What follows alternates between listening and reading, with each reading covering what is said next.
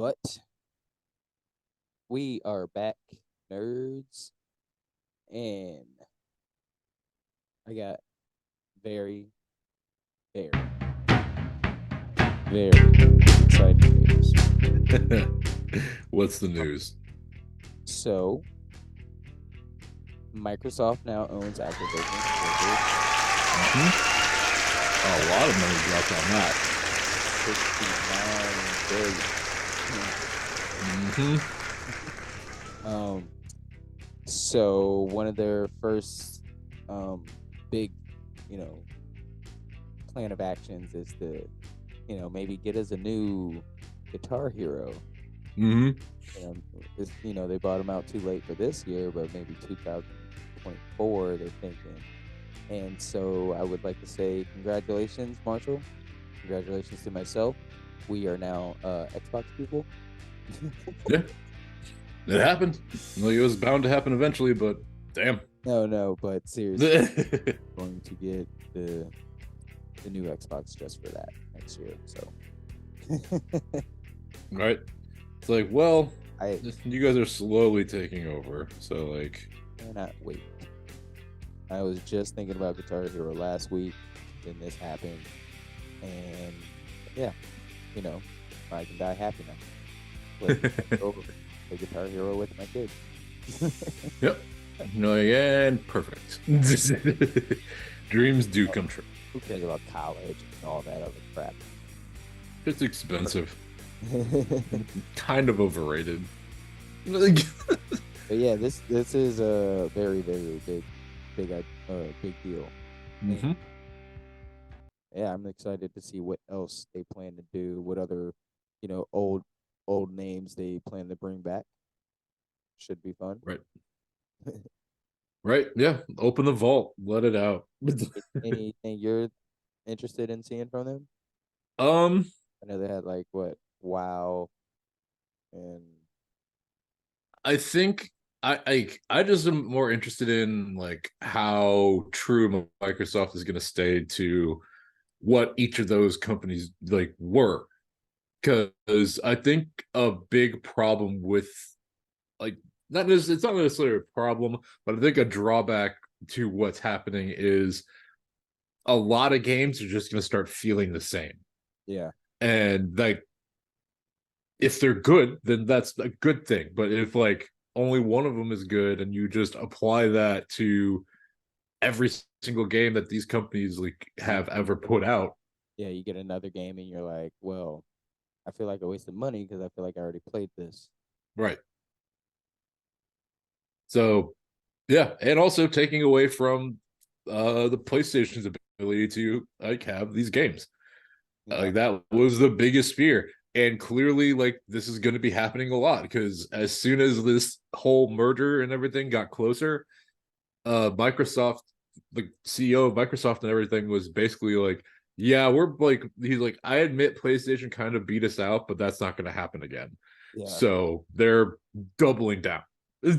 Yeah, I do remember you mentioning that on a prior podcast of ours when we were talking about the possible merger back in a month ago or two. Yep. Whenever it was. So yeah, I was being somewhat facetious, but I am very excited about Guitar Hero. Yeah, like that should be fun. So yeah, I just hope they stay true to it. But at the same time, curious to see what they'll do with things like WoW, where it's just that MMO RPG, everybody's running around. Like, how is this? Like, are they going to be changing the leveling systems? Like, are they going to be more class restrictive and stuff like that? So, it's a very curious thing. I mean, super cool. In all honesty, because when is ever something like that ever going to happen again? Like, this is a once in a lifetime, event. Right, and think about those companies like Activision, for example, who have bought out some other small groups. Yeah. So like they're getting a lot of employees, they're getting a lot of different opinions, but again, there's still that fear that it will all just be the exact same thing. Yeah. Yeah, it is. You do now got me thinking about how back in the day, like the console wars, it was like metaphoric and teasing and stuff. Like Mhm. it's like more real than ever. Yep. You know, you got companies dropping 69 billion to buy out, Mhm. you know, another company. Yep. And And more than likely make the games exclusive. yeah, and you got the owner, you know, basically like trash talking. Yeah. Or making promises like, yeah, it's PlayStation days are over. It's, you know, it's Microsoft world now. But Right, because like it's hard to think of what PlayStation will be even closely remotely able to do, yeah, because they also have the potential of losing Call of Duty at some point down the line, because yeah. Activision is Call of Duty. I've been So thinking about that for a while, but I think they can survive. point PlayStation has very much become the single player story driven system, I would say. Which is Where why I was mostly a PlayStation person. You know, that's yep. I mean, they're not gonna lose me because I know those titles are coming. Like I Oh yeah. all these obscure and weird little games that come out. Like I go to the Japanese RPG page all the time in the PlayStation Store just to see like what's up here, what haven't I played yet. Like a game, Right. plenty of games nobody's heard of, and you know, plenty of people have heard of, but you know, not you know in your average circle of friends. You know. Right. And like two, I mean, think about it like this: PlayStation has Kingdom Hearts. Like it's I mean, PlayStation has like Final Fantasy. which they are working on a brand new Kingdom Hearts Mhm. as we speak. So, you know, there's a light at the end of the tunnel for PlayStation. Let's not lose hope. Yep. You know, let's not, you know, turn in your PlayStation yet. And, you know, I do have an Xbox. I just have to dust it off. You know, I have an Xbox One. Well, mine bricked, so I got to actually buy a new one, or I guess take mine in to get it refurbished. One of the two. But yeah, Just get a new one. I might as well at this Well, point. what do you what new Xbox One? No, it was one of the The first series. Xbox ones that came out Oh yeah, so before like S. I So it didn't wasn't anything like, or at least I think I don't remember. It's been busted for like 2 years. yeah, I just you know, invest in the new gen. Yeah, at this point, I might as well. Yeah. I just gotta Um, figure out where I would put it.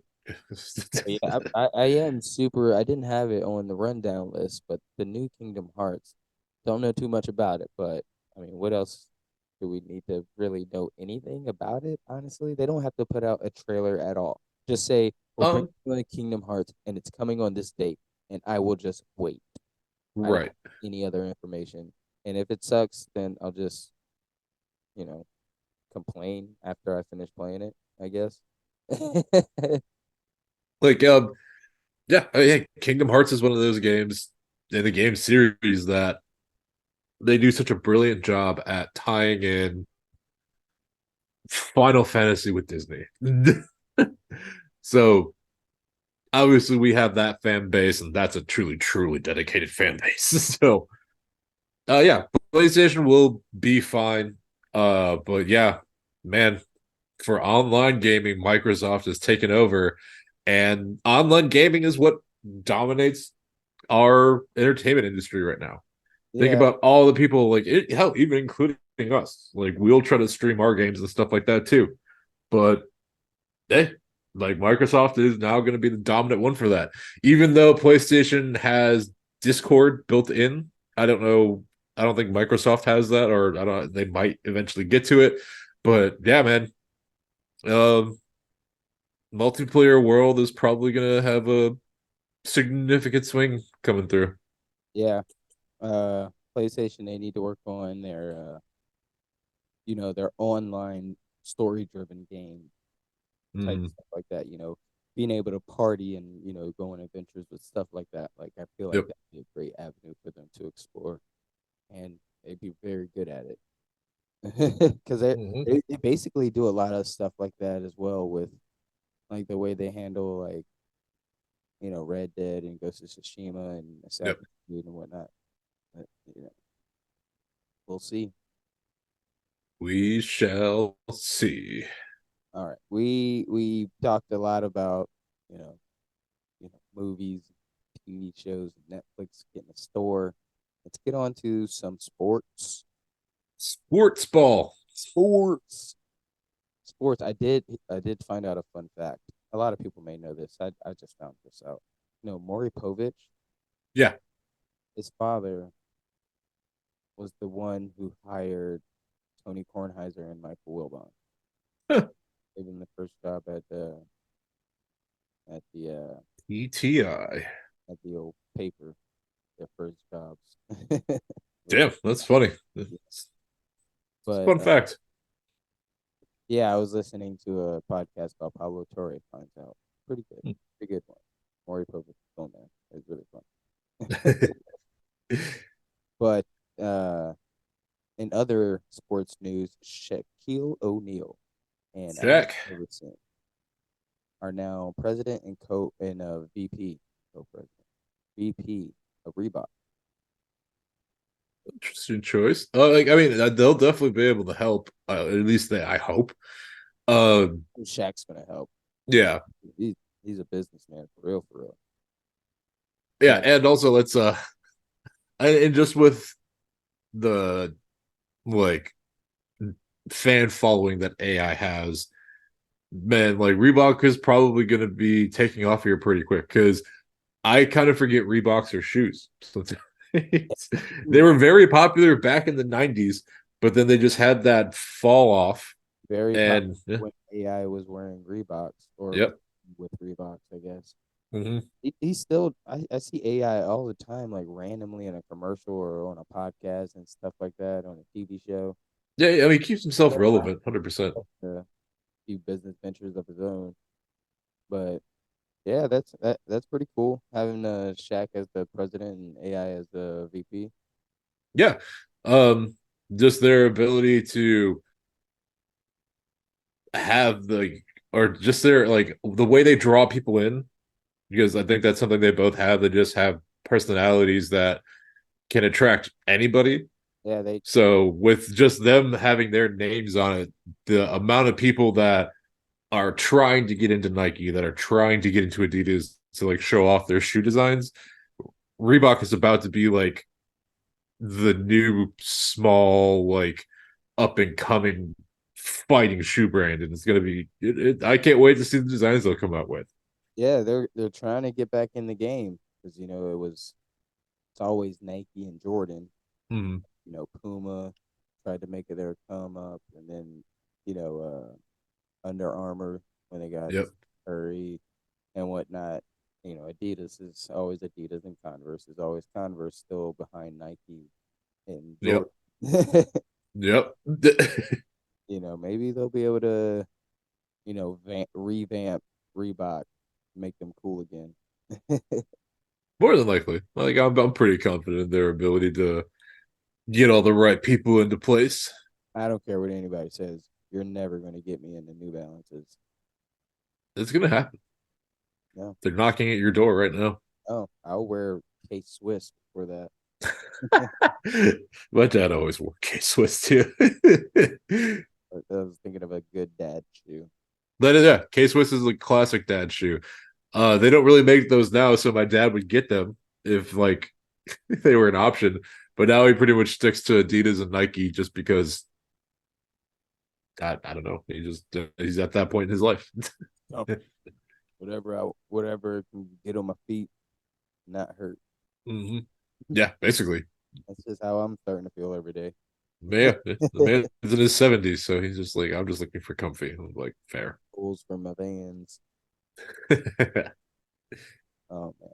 But even in the basketball world, Victor Wembanyama, have you been seeing him recently? Yeah, he looks good. Like the first like defensive block that he had was just it was something different. He's gonna be a hard player to play against. But I forget who said it earlier on when it was the summer league. People were like, I hope he's truly ready for what an actual NBA season is about to be like. Just because people like they're gonna play way harder, and Like, will he have the durability and like the flexibility to be able to last that long, especially being the Spurs' new face? Yep. And especially with a coach like Popovich, who's going to expect and demand a lot from you, are you going to have the right mindset for it? Like, obviously, he's been playing over in France, he's been playing professionally for years already. But and not to say like the Europe League doesn't play hard, like the Euro League, because obviously they do. It's just one of those things where I hope it continues to translate over.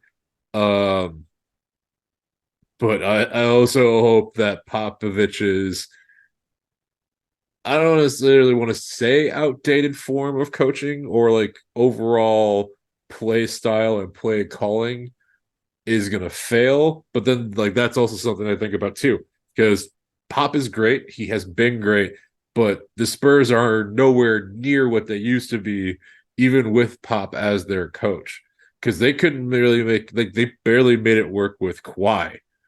And after he left, they've just been a hodgepodge of trying to bring in 1 2 year players that have been in the league for a while, because they do have a decent amount of young players, but none of them are truly like standout players. Yeah. Like, the Spurs truly had nobody on their team that I could actively think of their name like on the spot. Yeah. I think they do have the most non-memorable roster currently. Yeah, And then like maybe like Houston, then Orlando or something like that. I think Orlando has more of a relevant roster. Like, I 100% do, I because think the Magic are have turned into a fun team again. in the off season, I forget who they are, except for Yeah, Arrow and I forgot who else is on the team. I know somebody else. Pablo.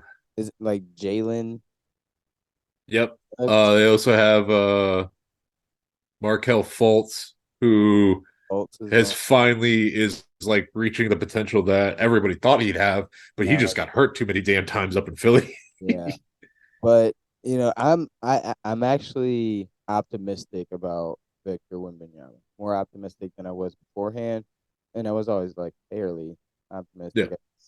Barring injuries, I believe he's going to be I think he's going to live up to the prospect that people are thinking.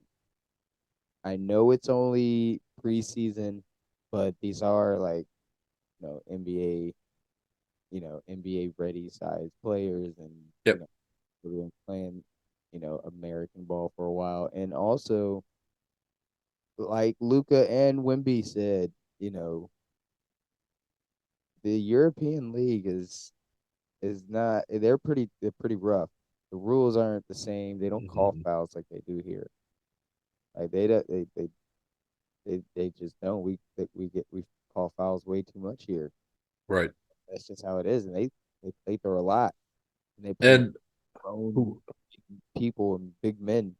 So I think he'll be ready. I mean, he's just like he looks like a Kevin Durant but taller. oh yeah. It's I think he's going to be good.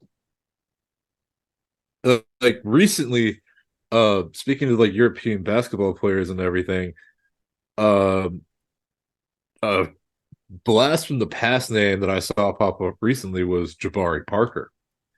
Man, And he basically went to social media, and I'm trying to find the quote that he said. Um, Ari Parker, not yep. wow.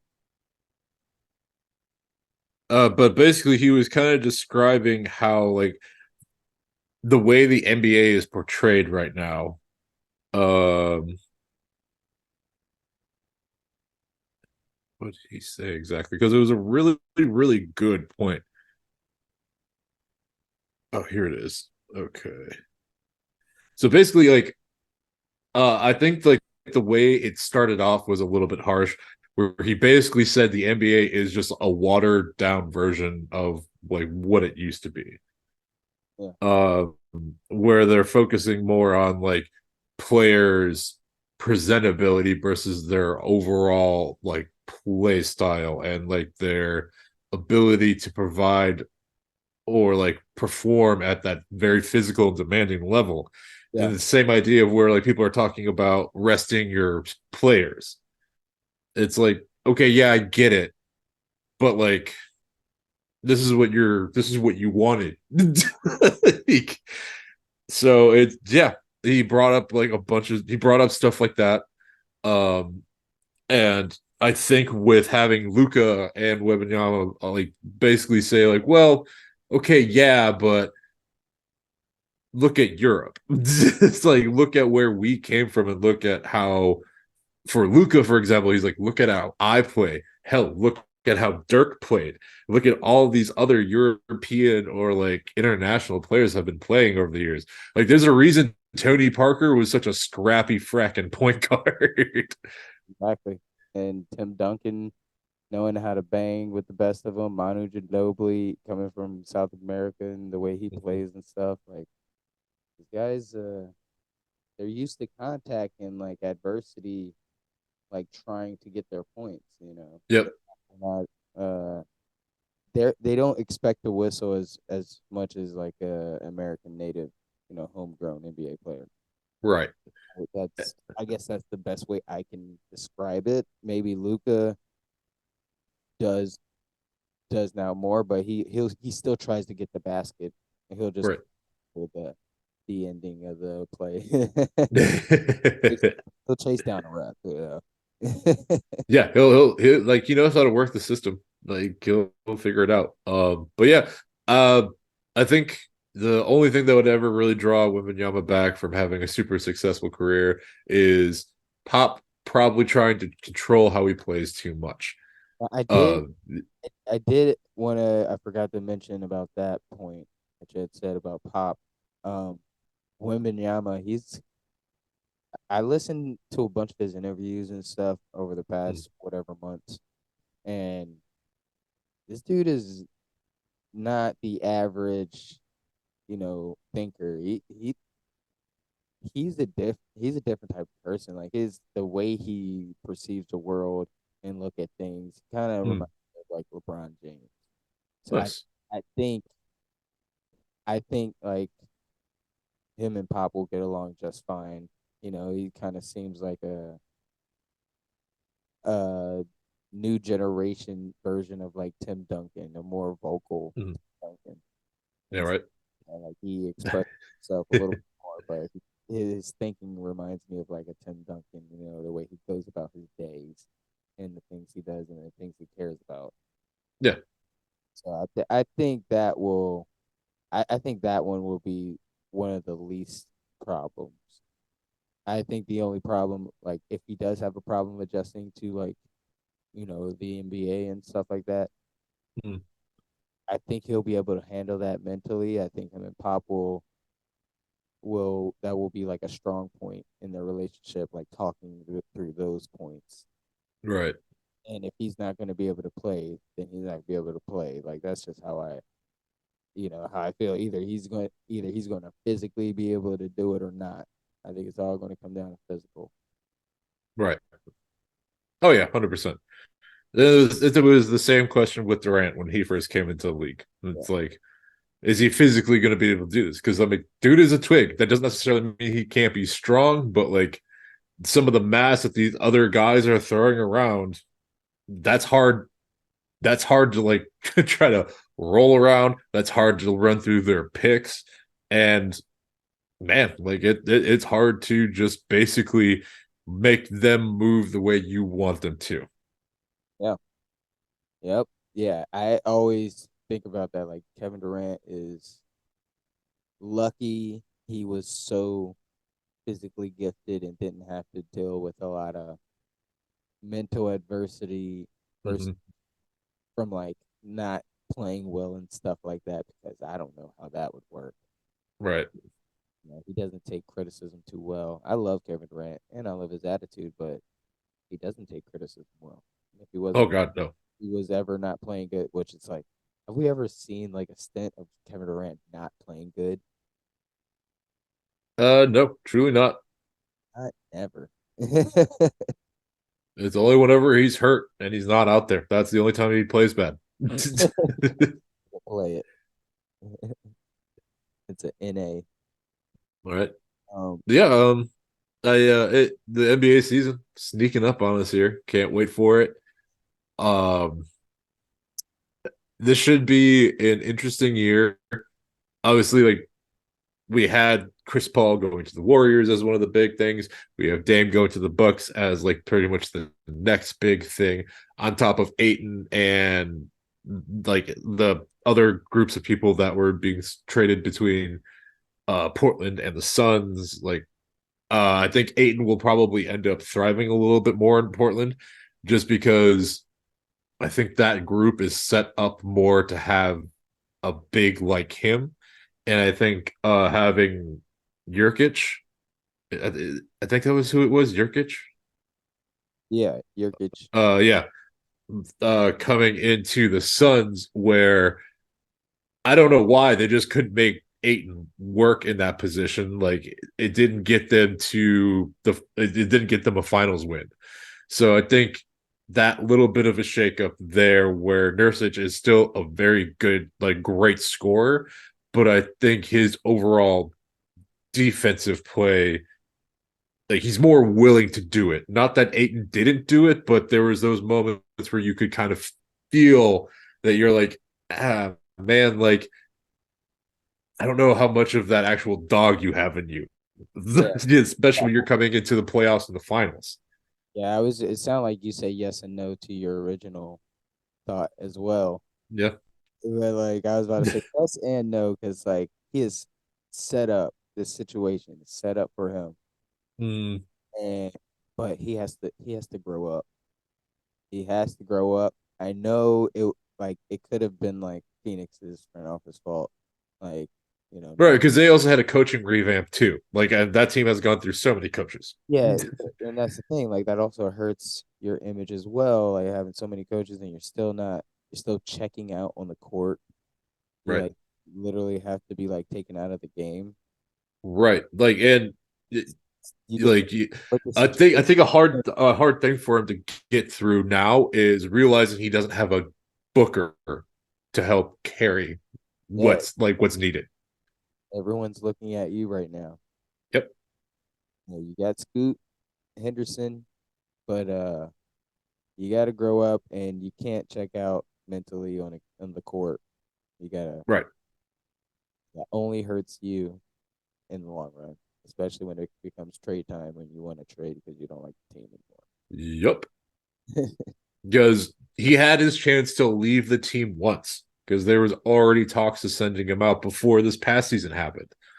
And he convinced them, or whatever happened at their talks, but they were all convinced that Aiton would be able to do what he needed to do, not necessarily like fix anything, because it's not that Aiton is bad. It's just more of, like you were saying, he gets in his own head, Yeah, and he just kind of, you can see the body language. You can kind of see him not like like he doesn't. truly running down the court, more like sauntering down.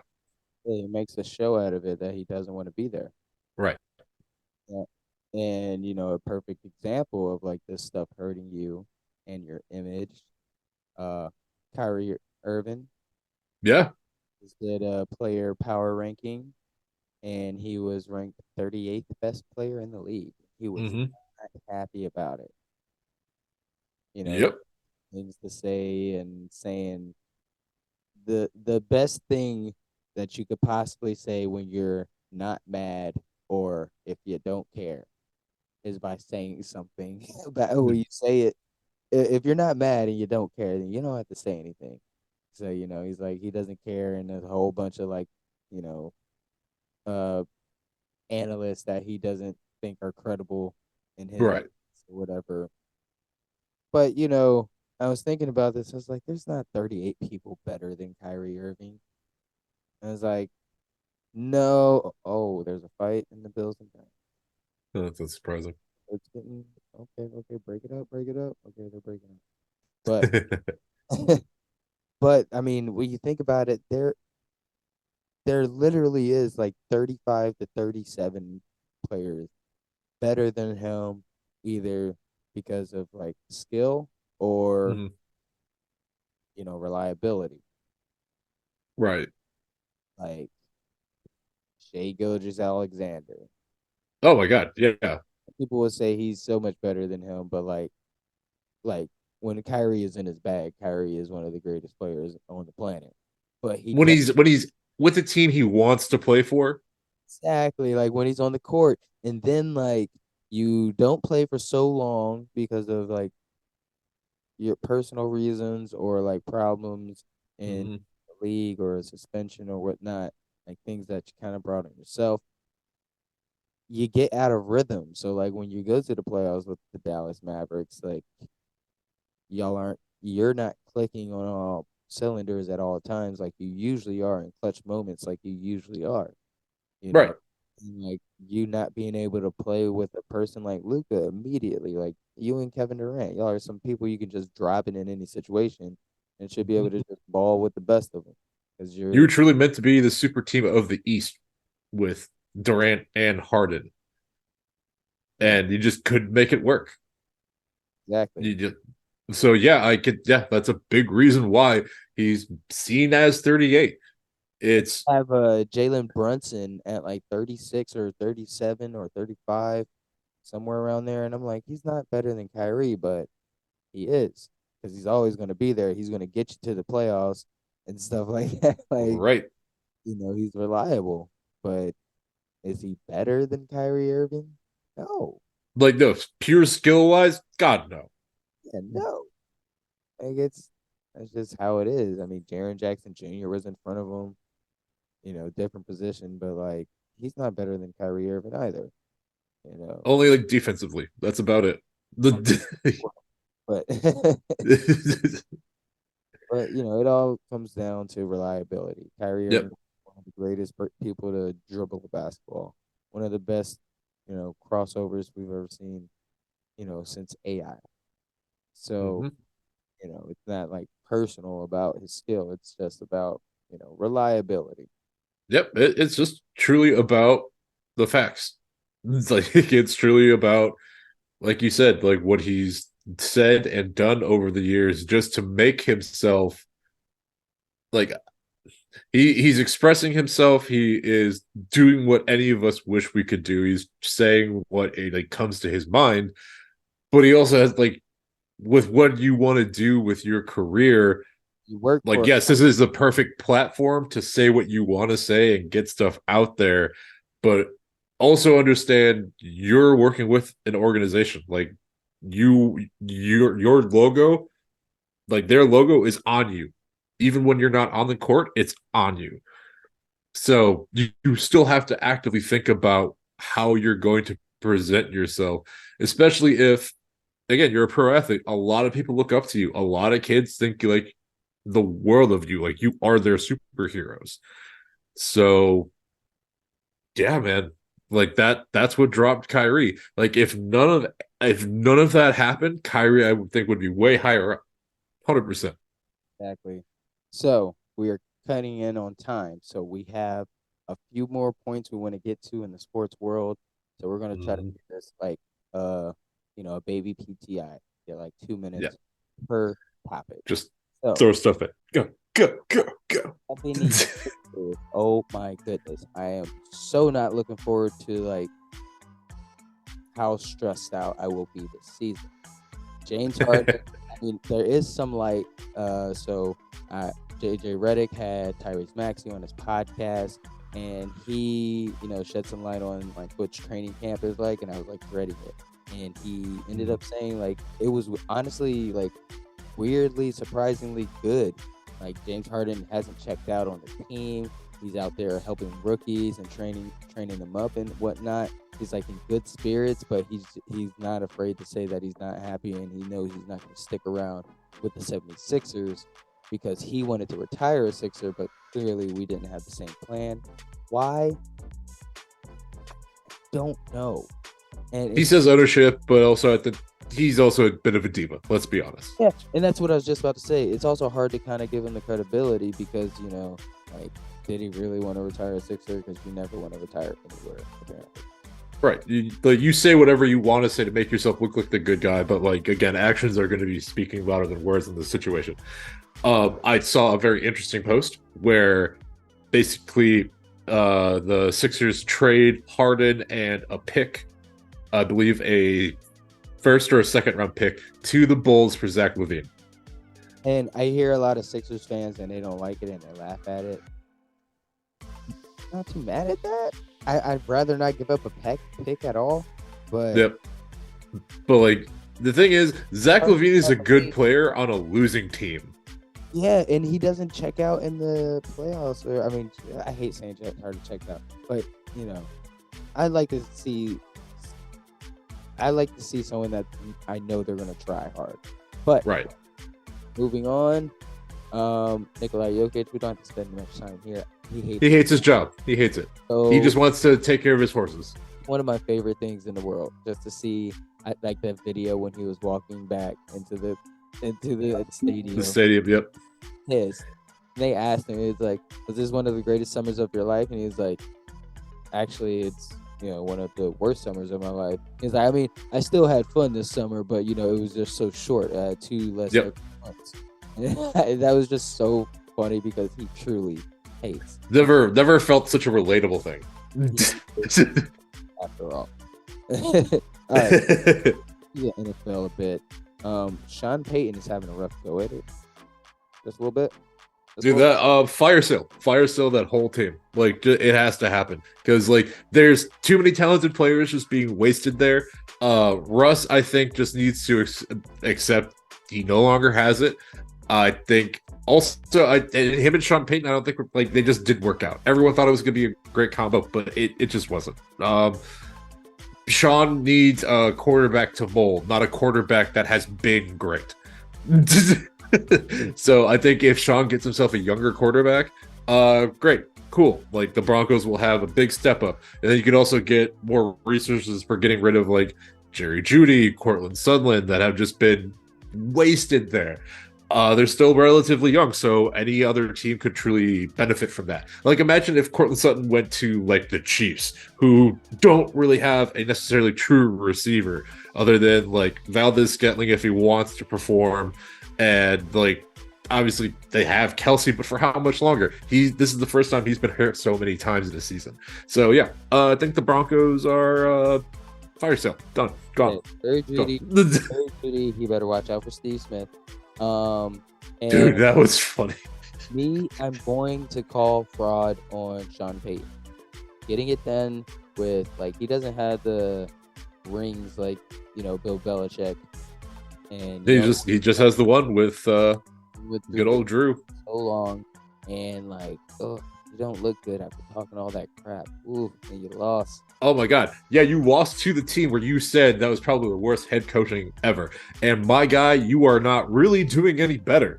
That's the worst head coaching performance ever. Yep. Oh man, I was gonna try to do power rankings, but I'm just gonna do something a little bit different. Yeah. The Eagles lost, so that's fine because it looks like everybody else. So did they. The 49ers lost. 49ers lost.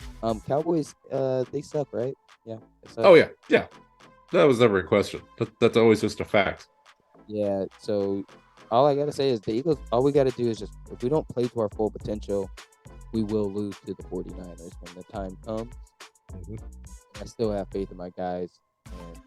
Yeah, because Brock Purdy's been a better quarterback than I really ever could have expected. Quarterback, I cannot deny it anymore, but don't think he's a great quarterback. He's just better than Dak Prescott and Kirk Cousins. Well, and like he has a great team around him, so that obviously helps him. That's obviously been brought up a lot. But I was actually on TikTok recently, and a former NFL QB that just basically does Twitch streaming and stuff now. Used to play for the Green Bay Packers. He does breakdowns of like different teams and different players, and his Brock Purdy breakdown was something really cool to see because he's probably the most mechanical, like efficient quarterback in the NFL right now because he just looks so comfortable. Each step has purpose. Like everything he does is just so well laid out. And he's like, and it has a lot to do with Kyle Shanahan being able to help put him in a system and have a system that's going to make Brock Purdy look the way he does. So coachable. And I'll just leave it at that because we're coming up on time. Yep. Nerds hanging out with us for another Nerdcast podcast. But man, we're having so much fun. We can fit everything in it. But I'll make some side videos. We'll do like we'll be back. We'll one-on-one video of our power.